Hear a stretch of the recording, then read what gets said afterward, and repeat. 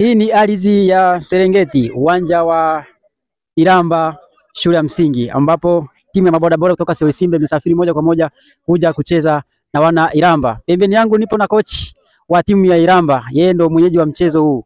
Atuambie amejipanga vipi kukabiliana na wapinzani wake. Bwana, habari coach? Nzuri zaidi. Kwangu mimi hapa naitwa Maxwell Juang. Mimi ndo kocha wa timu ya bodaboda Iramba.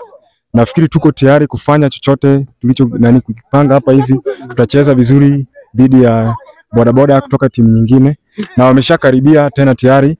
Tupo uwanjani tunaelekea kuanzisha michuano dhidi ya bodaboda nyingine kutoka Nyambiri. Na hapa sasa hivi tupo uwanja wa Iramba. Tena ni shule ya Christ the King Iramba Primary. Tupo sasa hivi tunataka kuanzisha mechi rasmi. Mechi ya kwanza dhidi ya bodaboda ulipoteza kwa goli 3-1. Leo hii wamekufuata nyumbani kwako, umejipanga kulipiza kisasi?